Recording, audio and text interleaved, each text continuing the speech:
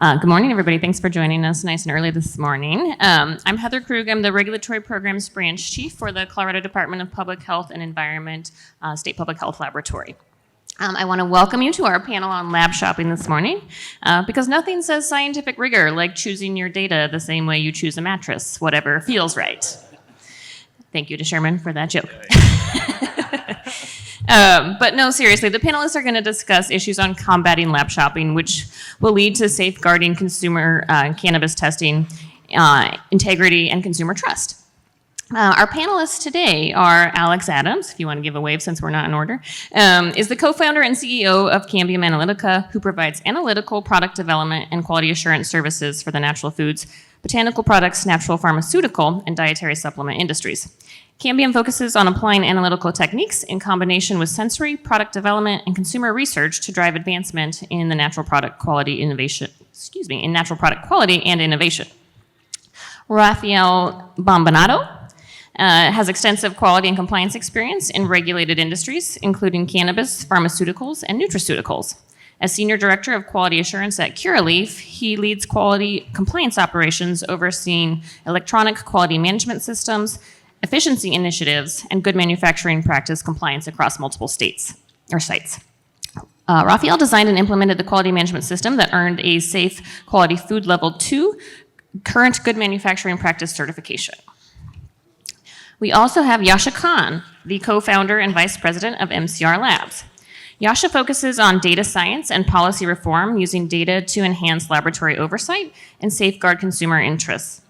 He has led a national effort to make cannabis testing data publicly available by filing Freedom of Information Act requests across the country and publishing data sets from 23 states. MCR Labs has partnered with the University of Mississippi's National Center for Cannabis Research and Education to expand testing data and support evidence-based cannabis policy nationwide. We have Jeff Rawson, who is the founder and chair of the Institute of Cannabis Science, a nonprofit dedicated to consumer protection. In 2024, Jeff received the American Council of Independent Laboratories Preston S. Miller Award for rendering extraordinary service to the organization with his work on a study of cannabinoid certified reference materials. And finally, we have Josh Swider, who earned his Bachelor of Science degrees in Chemistry, Biology, and Physics at Eastern Washington University. He then attended the joint doctoral program at the University of California, San Diego, and San Diego State University. Josh saw the problems in the analytical cannabis industry that lacked because of the lack of analytical research and the public's understanding associated with that lack. He wanted to change that and founded Infinite Cal Laboratory in 2016, whose mission is to ensure that safe quality products are sold to consumers. So today we're going to use a question and answer format where the panelists will discuss the issues of lab shopping in the cannabis industry, where some producers use labs that provide favorable testing results. This practice causes implications for consumer safety and industry credibility. The dialogue will focus on the prevalence of lab shopping, the risks it poses to product quality, and some case studies illustrating its impact. The panel will also provide practical solutions to establish a culture of safety, including enhanced oversight, ethical testing practices, and the role of technology in ensuring accurate testing results. So with that, we're going to start with Yasha. Yasha, tell us, why do some cannabis producers or distributors engage in lab shopping, and what factors incentivize this behavior? Thank you. Is it sun? No, it is. I brought slides. So it starts with a consumer that walks into a dispensary, and they ask for a flower with the highest THC, and they buy this flower. The store owner then goes to the cultivator from whom they buy products and say, the flowers that you sold me with low THC are just not selling. I'm only going to buy flowers from you with higher THC. The cultivator goes to the laboratory and says, the flowers that you marked with low THC are not selling, so either you give me higher THC scores or we will leave you for a lab that will. And we can see this in the data. This is a single cultivator and all of their THC results for a year and a half. Here they're testing with two different labs, at first with the lab in blue and then with the lab in orange. And this shows every single THC result they had over that time frame. The moment that they switch labs is the moment that they go from an average of 16% THC to an average of 23%. And it's much easier to sell flowers at 23% than it is at 16%. With higher THC, not only do you, so it's sometimes impossible to sell flowers under 20% THC, but with higher THC, you can also sell the product for more. This is a graph that was produced by the Oregon state regulators in their Operation Clean Leaf, where they identified the 7 out of 12 labs in their state that were manipulating THC results and saw that there's this incentive of money.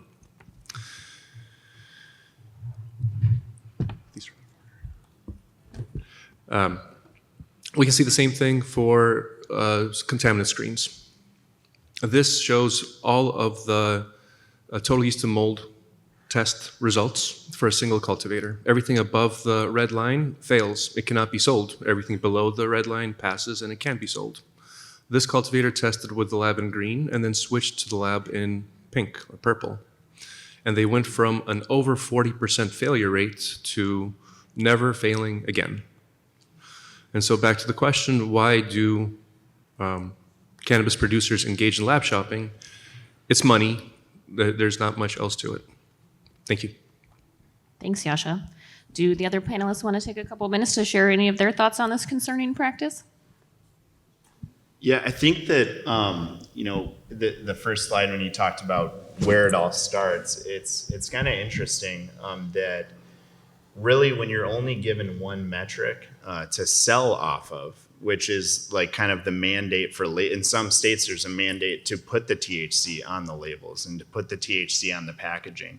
And there never really was robust kind of quality metrics to build around other than that. And so when you are engaging in a transaction for this product that you're selling in your retail location, you're always going to engage in some kind of bartering, and that bartering has to be based on something, and it can't be based on something that is qualitative, because people can't really debate about that. So if someone says, I think this looks really great, and they also have a hard time tracking those metrics in when they sell through. So if a producer has this tracking of what is selling, they don't have qualitative metrics to actually add into those algorithms. And so it's actually natural that people engage in bartering over that number. And it's really interesting because it doesn't exist anywhere else in say, supplements or food. Supplements, you want exactly what is on the label.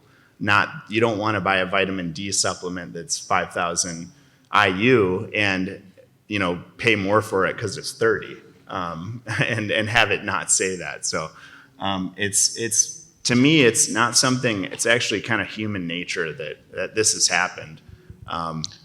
Yeah, I mean, even in the supplement industry or any other industry, there's been a lot of studies over time that when industries come out in analytical testing, it seems to start out with the right good intentions, and after a while, the competition between labs create a fraudulent system. This happens in environmental, nutraceutical, everything else. There are lots of studies out there, even with vitamin D, that most of them are underdosed so dramatically, and they're just getting the test result they want. So this is one of those common things that's happened in the history of analytical chemistry. Another thing to point out when looking at the Oregon data is what I wanted to point out is a lot of times when we were looking at this data, these big data sets, they're flawed.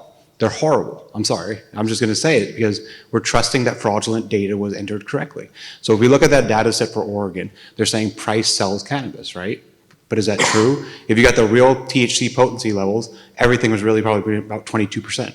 So everything just sells based upon a price point. It's not actually anything to do with the THC percentage. When you look at these big data sets and you start talking about safety data and you say, well, what pesticides are being used in the state? Well, if it all says ND, no one really knows if anything is. So the only way to really tell is doing a shelf studies and things of that nature. That's what these data sets sometimes can mislead regulators and consumers of how safe a product really is. Just my 2 cents. Yeah, absolutely, thank you. So Rafael, how does lab shopping undermine the credibility and integrity of the industry as a whole? Good morning, everyone. So the way I see it, what we're all looking for is credibility of the industry, right? Like we're all looking towards federal legalization, and what hurts more on this industry is a lot of bad press, right? We see a lot of there's opportunity for the media to pick holes in the industry, and that's a very, very easy target, right? The disparity between results, what's called lab shopping, right? The way I see it, there's a lot of regulatory hurdles that allow some of this to happen. I've seen from both sides of the industry. I've been on the lab side of things and operation side. Things seems to be getting better. The results between labs seem to be getting more comparable.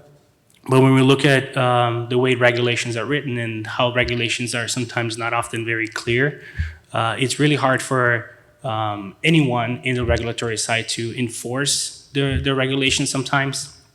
And what we see sometimes in media is, a lab or a producer, gets you see media comes in, does a piece on a specific laboratory or a specific producer. That hurts the whole industry. Doesn't hurt only that particular producer, because then that's what the regulators that are trying not to allow for cannabis legalization to use as evidence and support to prevent the industry from moving forward. It also causes some increased costs, not just cost of the flower itself or products, but the credibility of the industry causes higher costs for everyone to operate. For a laboratory to buy equipment, for a producer to rent facilities and gather money to be able to expand as well. So what are the actions that, again, this is a problem that needs to be solved from many different perspectives. So what are actions that regulators, labs, and producers can take to help prevent lab shopping and promote transparency in testing, Rafael? So I believe everything starts with education, right? Not all the regulators, inspectors are thoroughly educated in the science that they're required to audit. I've seen really good auditors, and I've seen some not some good ones. I'm being specific to scientific, right? Sometimes being parts of audits, they'll come in. A regulatory body that audits laboratories should have a laboratory background, right? So you should understand how calibration curves work, how methods are developed and tested. So I think that educating those regulators, those auditors, should start a change. Also being able to, the states have access to all the data. So the state, being able to do historical data reviews, and then use that information to swiftly make regulatory changes, right? We see sometimes updates in regulatory, laboratory regulations take sometimes years to get developed or multiple years to get developed. Some simple changes, you have to go through the legal process, public comment and all that stuff. I understand that, but it's not swift enough, and the industry moves so fast that it's really hard for regulators to keep up with this information. Thank you. As far as the laboratories, the laboratories have a responsibility to abide by ISO 17025, which has ethics. You expect the laboratories to abide by their own standards, validate their methods, perform risk assessments as well. And the same thing with the producers, right? On the producer side, producers perform vendor qualifications, understand which labs they're going to be working with. Same thing, doing risk assessments, understanding how accurate, precise, and reliable the data would be long term, because producers also need data to be able to improve on their processes. So if the data is not representative of the actual, how are you supposed to improve on your processes if you can't trust the data? Yasha's itching to comment, so Yasha, I'll give you 45 seconds. Thank you. So I think the reason why we don't speed as much as we want to when we drive is because of the fear of enforcement. The reason why kids try to not get caught when they cheat in school is because of enforcement. We're afraid of breaking the laws because of the risk involved. And in cannabis, the thing that has worked is enforcement. When products are being recalled and cultivators have to take brand damage and financial have to pay for the recalls, that's something that helps. Closing down labs helps. I think enforcement is by far the best thing that works. And if a lab gets closed down in your state, you being another lab may be more afraid to manipulate results. I think one thing Rafael said, and the ISO and the ethics of laboratories, we got to remember that not all laboratories are actually laboratories. A lot of the laboratories in the cannabis sector has now transitioned to business owner that hired consultant from failed laboratory that didn't have a science degree that now runs their lab and only knows how to make money. So ethics in the cannabis testing industry, I would say, is rare to none. People don't like that, but. And I just want to say something real quick. Yasha brings up a good point. The enforcement works, and the whole system that was put into place, the regulatory infrastructure that stated that labs have to do these compliance tests, and it's this single gate, and once something gets through, it passes. The whole system actually was built around requiring enforcement. It wasn't built around the supply chain enforcing it itself. So when the regulators don't act on the enforcement of the rules that they put in place, it all falls apart. It's a requirement that they enforce. Also, And real quick, one last comment. I go back to education, right? So regulators being able to also educate the laboratories, educate the producers on what the expectation is. It's also important, preventing that heavy enforcement is where we should be looking at. All right.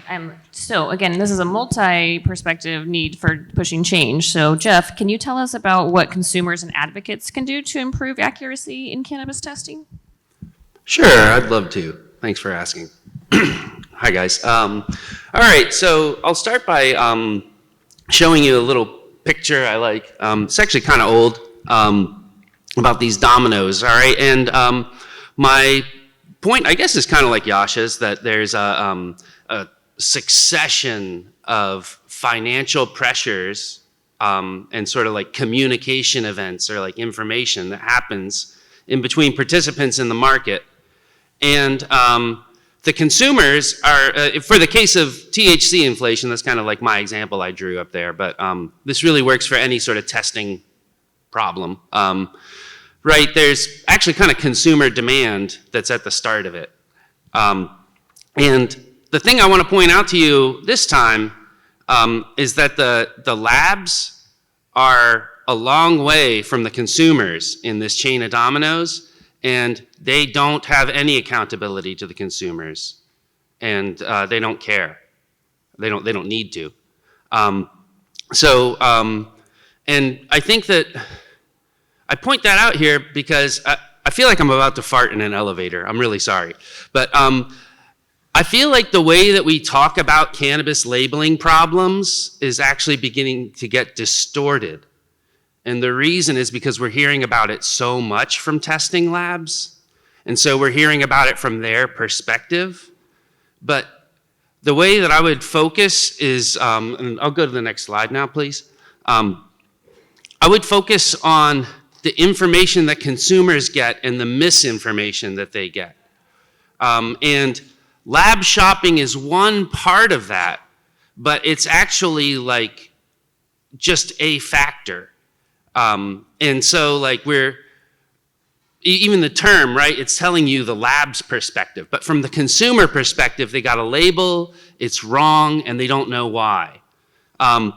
So this chart that I'm showing you here, on the left, the red dots are the price points that were labeled on websites for flower that I bought. This is a little old. In the middle is the certificate of analysis, actual total THC. So on the left is what it said for THC on the website. They're usually not clear about defining what they mean by THC. In the middle is the certificate of analysis, and then on the right is the result of my shelf test. And so what you can see is about half of the lying happened on the website and didn't involve any lab shopping. And no matter which lab provided the certificate of analysis, my shelf test was always lower. So what this shows you is that like the lab shopping is just the slope of that right-hand line. Some of them are sloped further down than others. But all the rest of that difference, all the rest of that misinformation that the consumer got came from other factors in the system. I'll tell you another example. In Massachusetts, at least, cultivators are allowed to test a batch as one batch and then divide it up into buds and trim and sell them separately.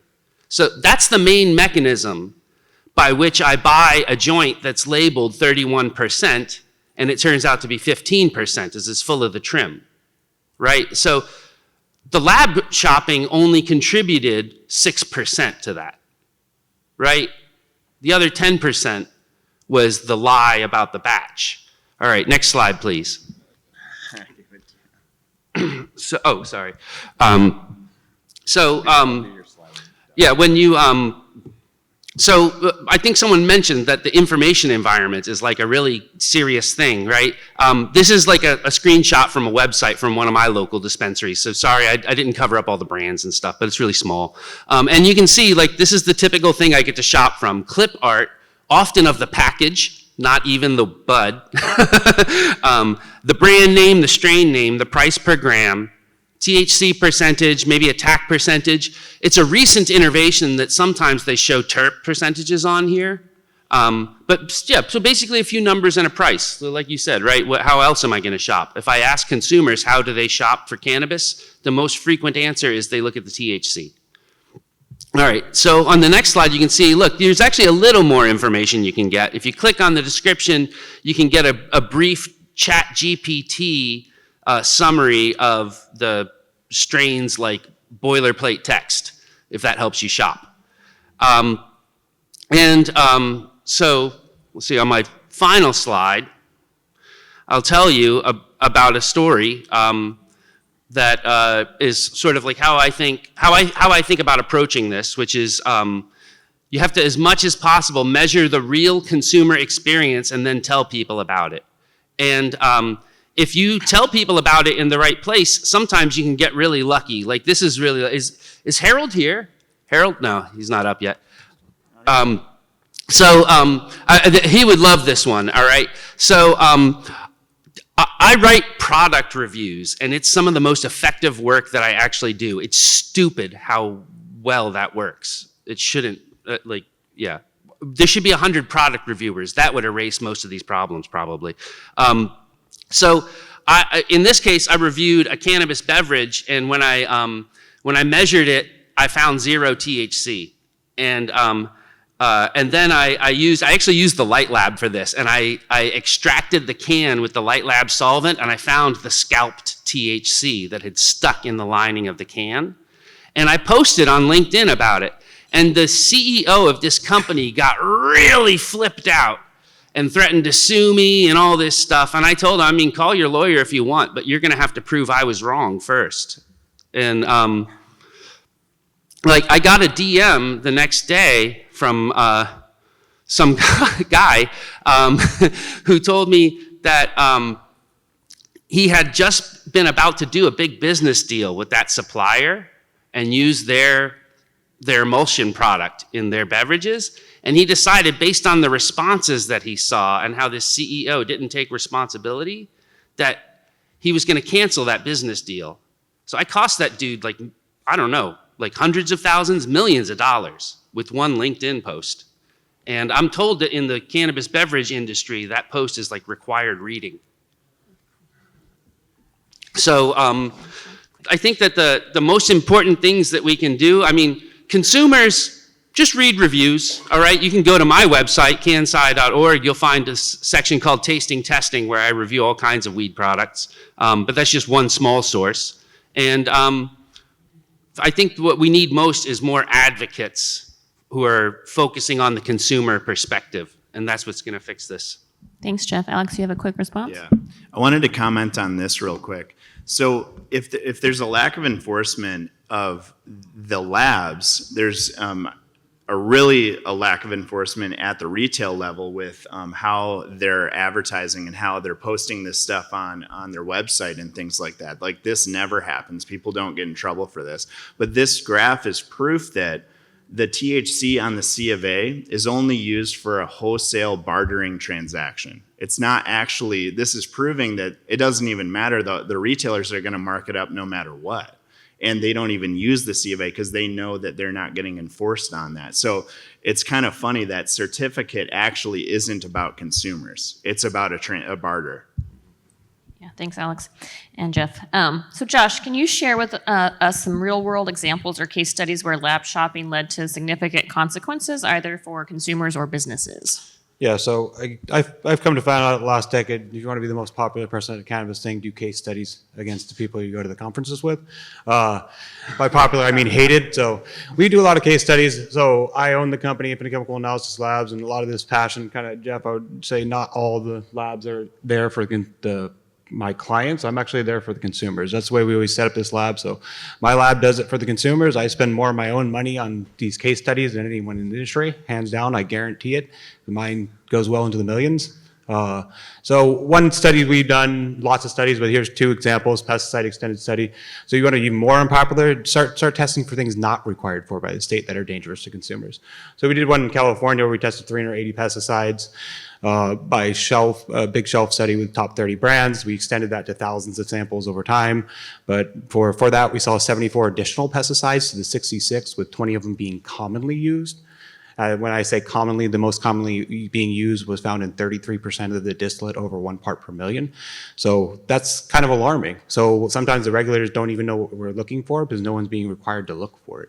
So that case study was a good example of what to do. That case study inspired this group called Environmental Consumer Compliance and Organization, ECHO they go by, in the state of California. I sit on the board of that and a few other things that invited me because these studies we do end up linking up with organizations. So this organization ends up kind of setting a higher bar than the state regulators. People are saying, what can people do other than the state regulators clean up an industry? Maybe something like an FDA organic or something like that comes in, but not FDA, but just organically. Well, that's what the ECHO is trying to do, is hold a higher bar to an industry to make sure we have a safe product to consume. Next slide. Another one we've looked into over the last years is synthetic conversion. So this is an organization that did this case study where we looked at, this was 2 months ago in May, and this is in the legal Michigan market. This is not hemp. This is the legal Michigan market. We took 22 of the top selling 30 brands off the shelf. We acquired 2 SKUs of each brand.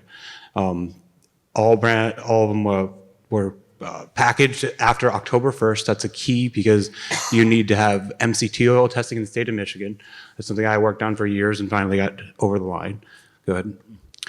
The products were produced directly from licensed provisioning centers in the state of Michigan. All samples were verified, sealed, photographed, logged, and tested under strict chain of custody procedures. 10 grams of each SKU was collected. 5 grams was for Michigan compliance testing and synthetic THC, PTSA testing. That's, someone put that wrong. I didn't write that. It's para-toluene sulfonic acid. Probably Alex did. It's okay, Alex. And 5 grams was retained as backup. So like Jeff said, I've been threatened to be sued so many times, but no one's ever done it. I would love if they did because I have defensible data to prove otherwise. So go ahead. So of this test, 20% of the samples failed for current regulations in the state of Michigan. Shit, they shouldn't even be on the shelf. 14.3% failed for MCT oil testing. 11.4% failed for legal Delta 8 limits because you only have 10% Delta 8 in the state of Michigan. One of the samples fails for multiple pesticides above the regulatory action levels. 54.3% of the non-member group samples were synthetic Delta 9. Half of the stuff on the legal cannabis market is not legal cannabis. Great.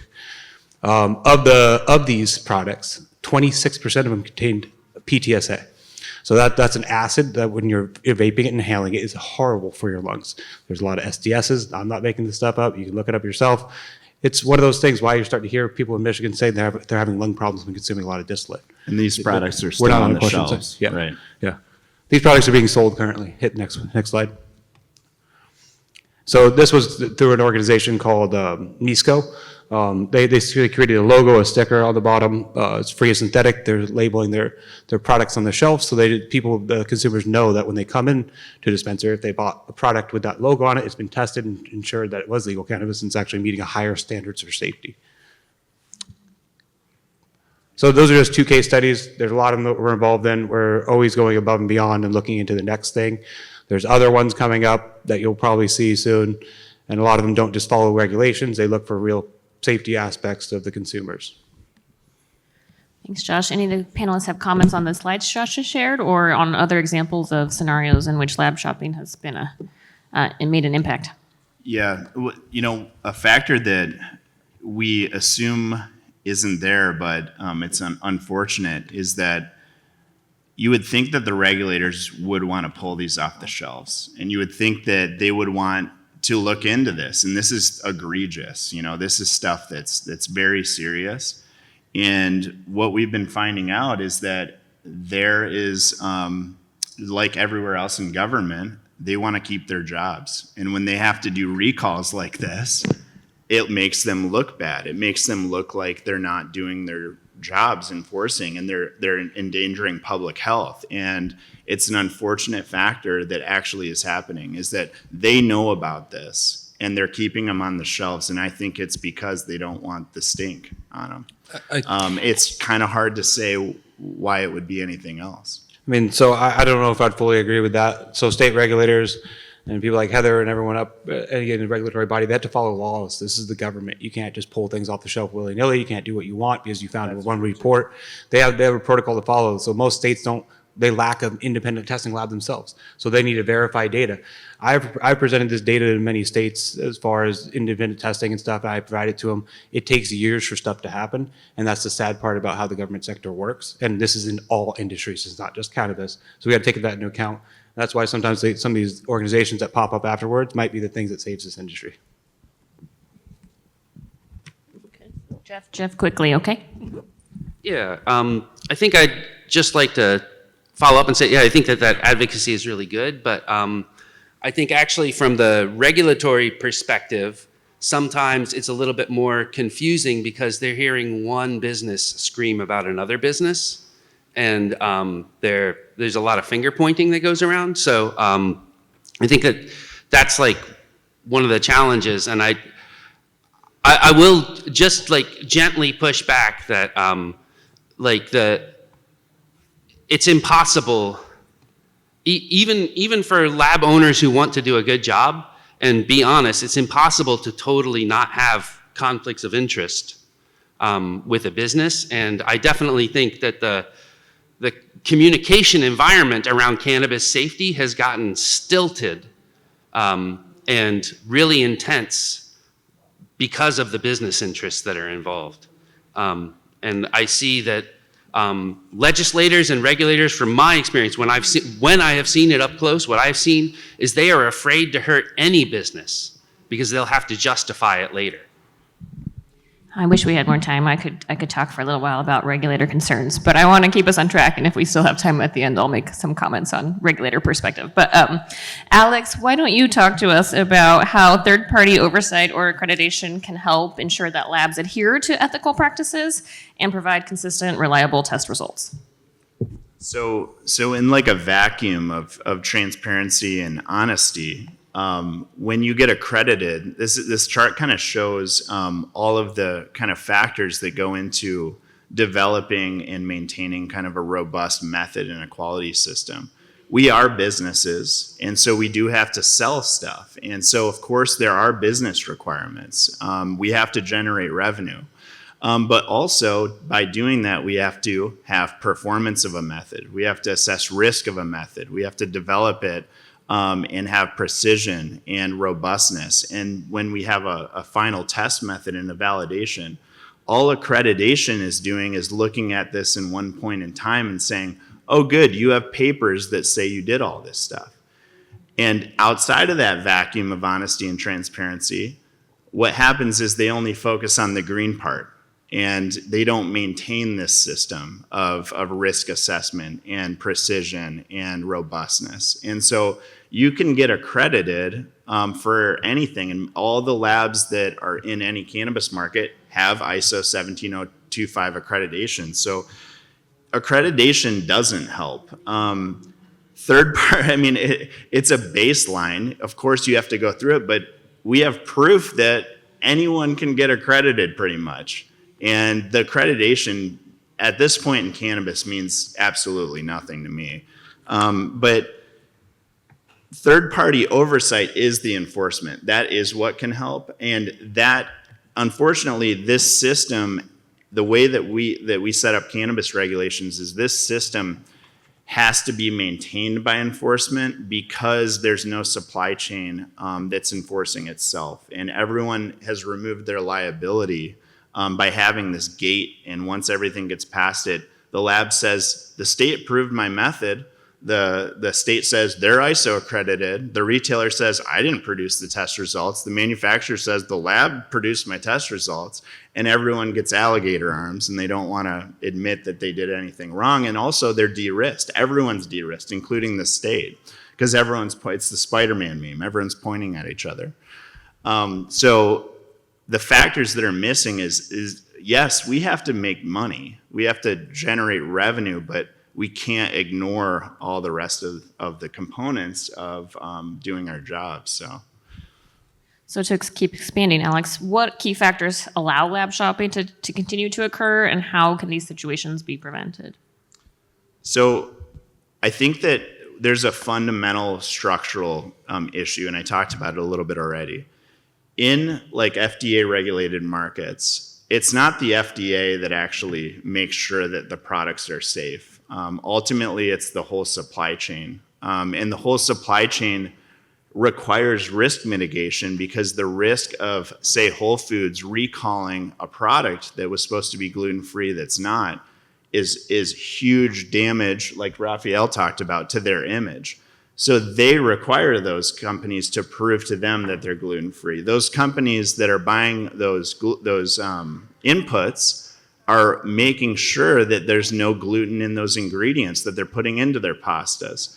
And Amazon, who is making big strides to change this, but at first they kind of didn't have this robust supply chain because they had this thin gate of just a consumer and them in this transaction as well. But even them now, they're saying, no, this is a risk to our business to have, pardon my French, boner pills, ingredients that are not in Viagra, in different supplements. Gets your heart going and feels good. Maybe you lose some weight. But that's a big issue. So it's like when we have in the cannabis industry, we have this gate.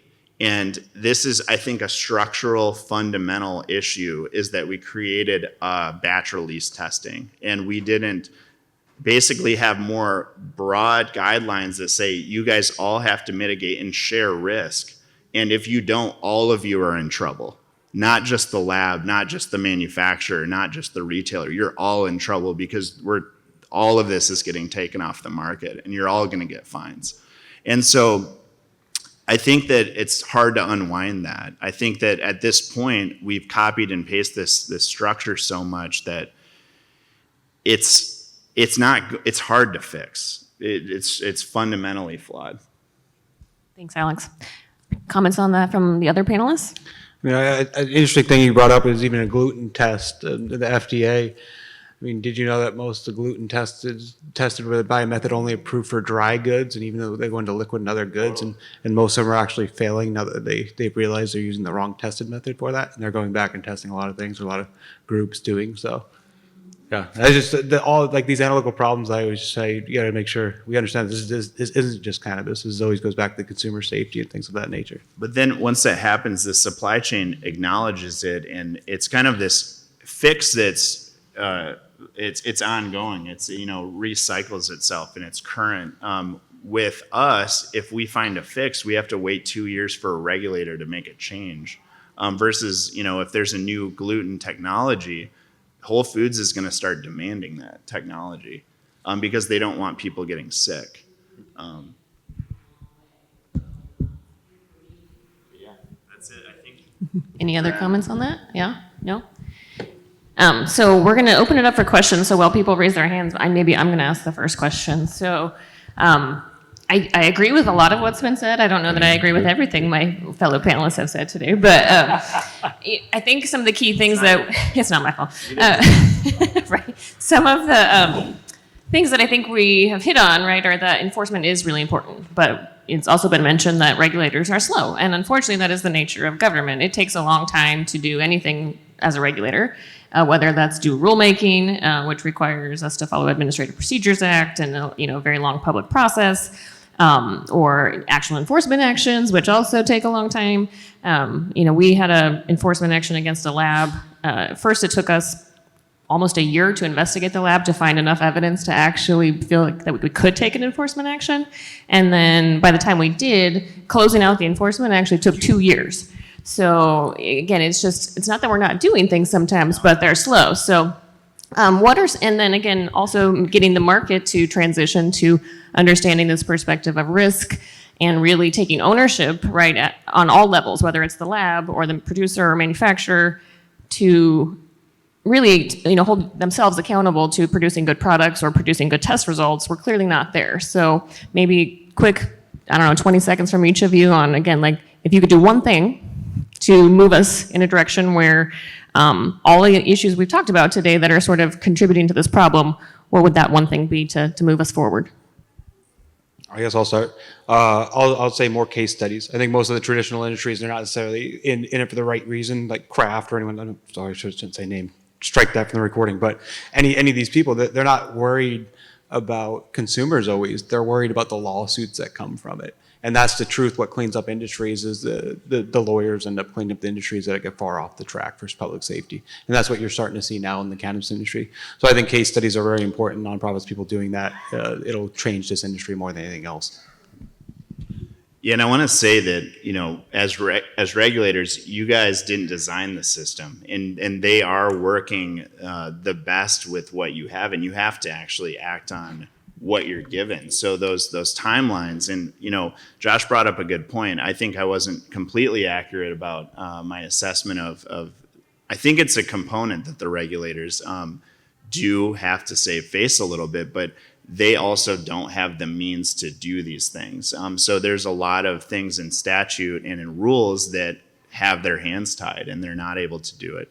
If I was to do honestly one thing, I think limiting licensing is, and you see in the states that have limited licenses, when you have 30 labs for Heather to manage, it's too much for a state agency to keep track of. And given the way that we're structured right now, it probably should be limited, and that would also keep prices high, and prices, when prices are low is when more fraud ends up happening. So, that's the practical fix I see. I think I would like to see just more consumer-focused research in general, and maybe like more a more critical approach to assessing. I mean, all of these testing regimes, they were established so quickly, and there's really very little demonstration or evidence that any of it serves a public health interest or accomplishes anything. Right? I mean, we kind of think it might, but we haven't really tested it that much. So that's, I think, the thing I would most like to see is like a broader perspective about how are we doing this, and is there even a point? And what, which of these things are really necessary? I mean, I have a sense that products from dispensaries are actually safer for me than products I buy off the internet. Right? Despite every criticism that I make about lab testing and, and the accuracy of information, I've developed that sense because one time I spent 2 weeks in the hospital from a vape cart that I bought on the internet. But I buy all kinds of products in dispensaries, and I never got that sick from one. Yasha or Rafael, quick comment before we go to questions from the audience?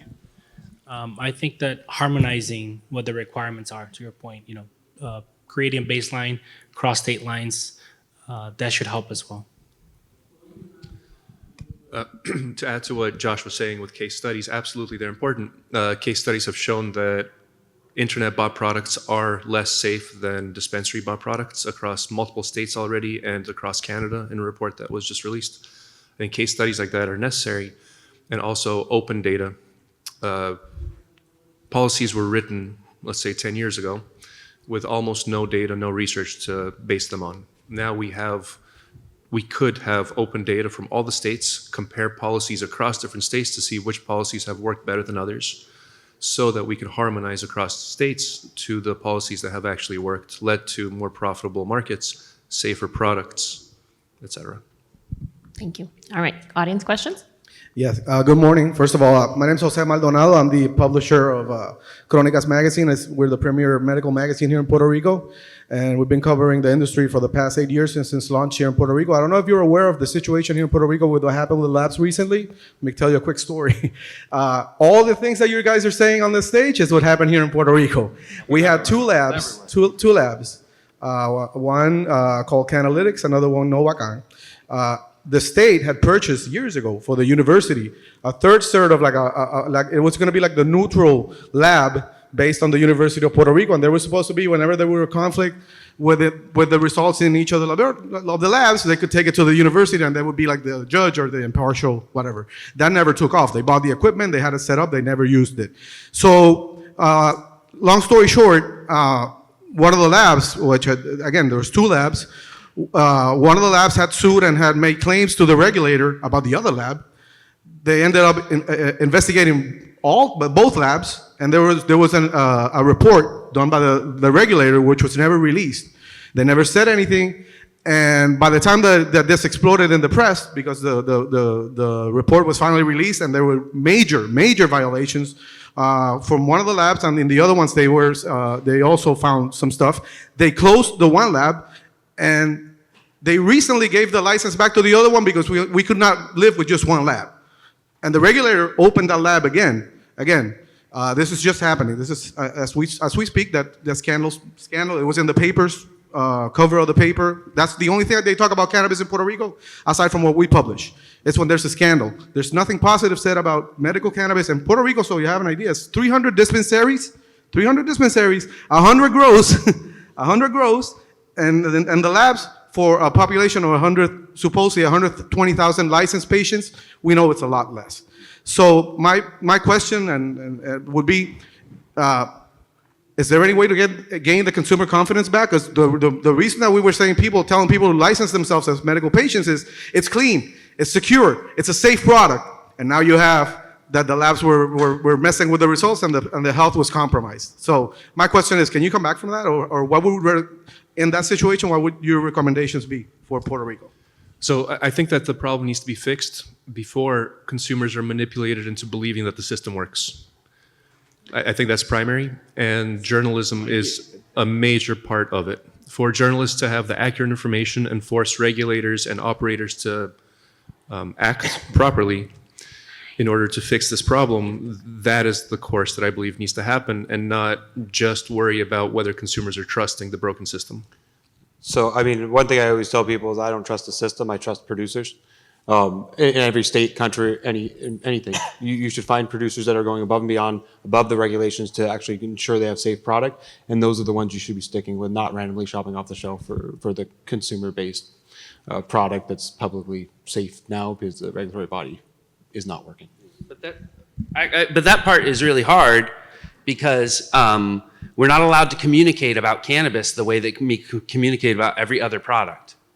So actually a big part of this problem is all the restrictions on, say, like advertising, and so I write even my social media posts about THC inflation or bad testing or misinformation, right? Those also get throttled.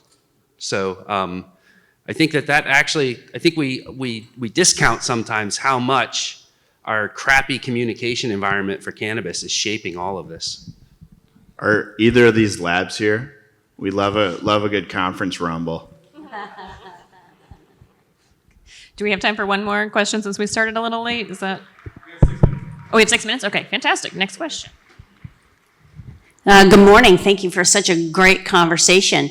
I'm Michelle Peace. I'm with Virginia Commonwealth University. And just full disclosure, I started with a couple of colleagues of mine because as forensic toxicologists, we've been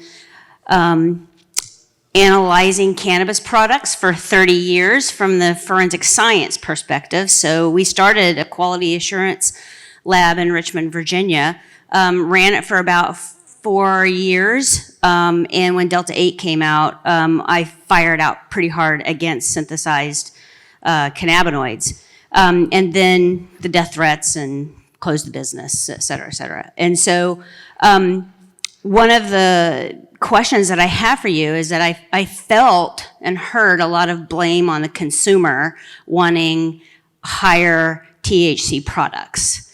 And from my perspective, it feels like that burden should land in the industry and their responsibility for also messaging, because my experience was that the consumers don't know what they don't know. They only know what they're told. And so we actually did start from my work at the university, we did start publishing case studies in the peer-reviewed scientific literature, which also has gotten a lot of pushback as well, but it stands because it's been peer-reviewed. And so my question is, one, how do you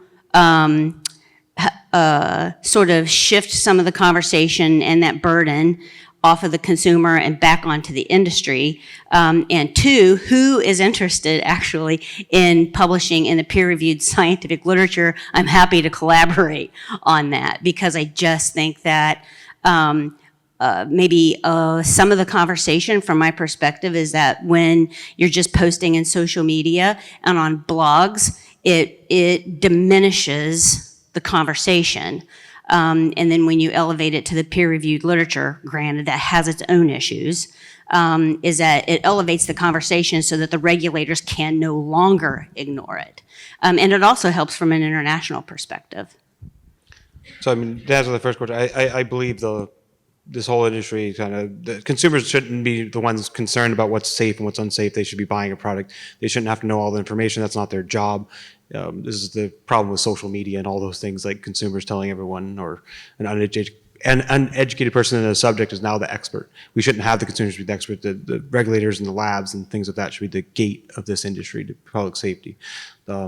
So we should see a change in that, I hope, with regulation and stuff, but it's going to take time. But to your second question, ACIL, the American Council for Independent Laboratories, we always do case studies. We're very interested in working with you. I talked to you last conference, and also my lab, more than happy to do peer-reviewed journals and things of that nature. We just don't always, because I mean, the last 8 years, they weren't always wanted that, especially coming only from testing labs or other people from nonprofits. Yeah, I mean, consumers, just like fundamental marketing, concept is consumers are only given the information that we sell to them. And I don't know if that's true in every market where the consumer is blamed. It's pretty funny to actually do that, because the industry is creating any information that the consumers decide to regurgitate, or so they're never at blame. And I don't know in that market if that's just I don't know if that fix is possible, because it sounds like someone's not willing to take any responsibility for their poor marketing. They should get better marketing people, I think. Jeff, quickly, yeah. Yeah, I don't know. I think what I would like to see is more participation from civic organizations. I think that part of the problem is that we have regulators and businesses, and there's more than government and business in the world. So that's what I really want to see, is more more unconflicted studies and a stronger role for the civic space. I just want to note for people to know as well that I think it really does have to come from many angles, and I would love to see industry step up. I would love to see more peer-reviewed literature, because that does help regulators or public health officials or even our legislatures have data that they feel comfortable relying on. And just encourage you from all the different perspectives we've talked about today to get involved in the public processes, whether that's rulemaking or legislation or anything like that. Just because if the voices that are really here, who I think are dedicated to improving these issues, don't get involved, it makes it a lot harder to change if it's voices who don't want change to happen that are actually at the table. And states are facing budget issues, and as we face federal cuts and state budget deficits. We used to have $6 million allocated for public education in Colorado to educate consumers on whatever we decided was most important. And I think this would be a timely topic right now to help people understand that high THC doesn't mean it's better. We now have $150,000 that barely even pays for a person, let alone a media campaign. So anyway, if you all advocate for budget to be put to things that you find important, it may actually happen. All right, got one more quick question. Hi. Chuck. Okay. Hi, everybody. Great panel so far. Maybe this is a question for Heather, but I'm surprised. I'm not surprised to hear you say that some enforcement takes upwards of 2 years to really realize. Short of that, though, what are some other mechanisms that the state can use? Like, for example, in Arizona, we've seen a drop in licensed laboratories over the past 2 years, largely due to monetary penalties that the state issues much faster, 6 months, if that. And that has an impact on the market there. So I'm just curious from your and others' perspectives, is there anything intermediate that states should be thinking about or trying to do to curb this issue? I'd love to hear from the panelists if they have a creative idea. I would just say, I think I don't know how Arizona does it so fast, honestly, because we can't even apply a monetary penalty without going through the process. So if the process can move quickly, it could be done faster. This one, the one I mentioned, took 2 years because they basically appealed every possible thing they could appeal. So also if they don't appeal, it'll end sooner. I think monetary penalties are a good deterrent. I do even think like the recalls, like I don't view those as seeing the regulators as failing. I think it's our job to do that, to get safe, potentially unsafe products off the market as quickly as we can. And it may affect a business negatively, but again, if you don't want to recall, make a good product. I would say one thing would be very free to do. Regulators could also publish what labs tested the products when they're recalled, because that's always hidden, and then other producers sometimes don't even know they could be working with a fraudulent lab, getting bad product, and that's what happens. So why does it continue? Because it's a possibility, it's out there.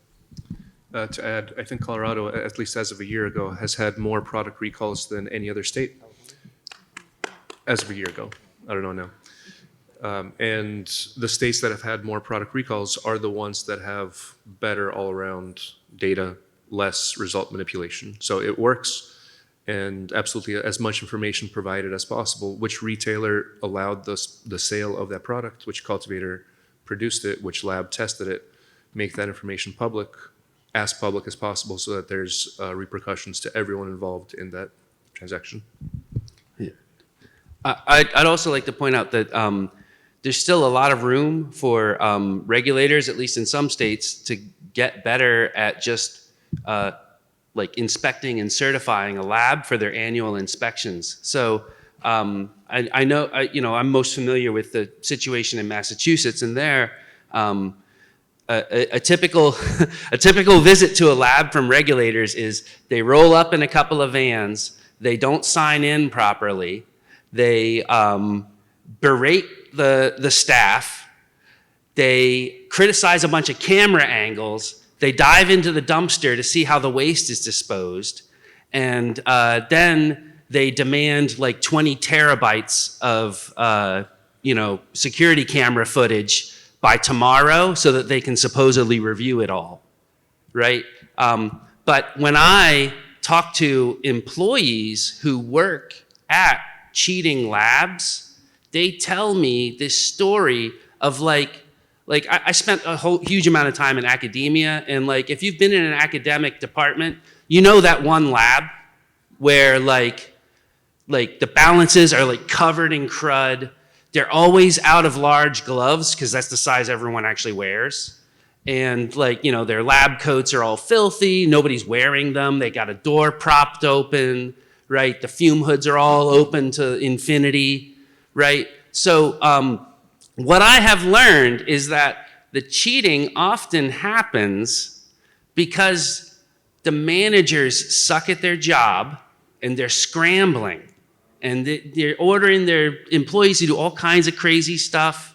So you should, a lab such as these cheating, the example where I knew the most people, you should see smoke coming out of the windows half the days. It shouldn't be very hard to spot this. There's all kinds of dysfunction that are usually around these places. So those inspection processes could get a lot better. And shout out to Colorado.